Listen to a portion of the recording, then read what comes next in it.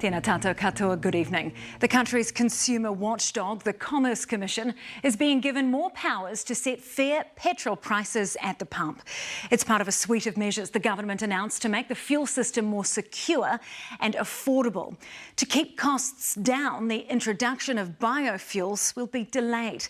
And to ensure resilience, importers and wholesalers with bulk storage facilities will be required to hold minimum stocks of petrol, diesel and jet fuel. Leighton Hakel reports.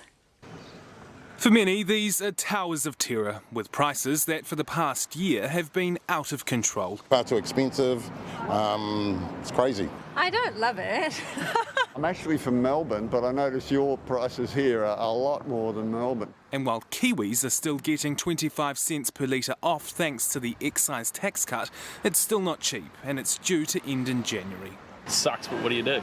The government hasn't decided if it will extend the tax cut, but says it will make prices fairer by giving the Commerce Commission the extra power to step in if fuel prices are too high. This is a new power.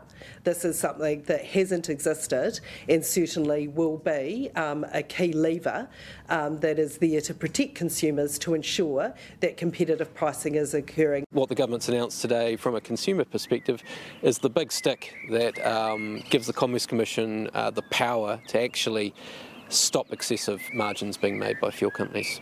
Fuel company profit margins have dropped in recent years. This new power is designed to be a backstop, but Energy Resources Aotearoa says it will leave consumers worse off. So we think actually that the case for introducing any form of price control is weak.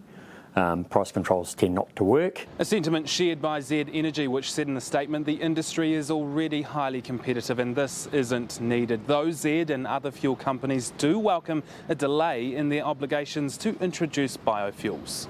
For us, certainly it's a relief because executing that change is going to come with cost and complexity. This is in no way putting climate change on the back burner. It's making sure that we're doing this in a sustainable way, both for the environment and for consumers. New measures that the government hopes will make fuel prices fairer and slightly cheaper at a time when it's really needed. Leighton Hakel, Newshub.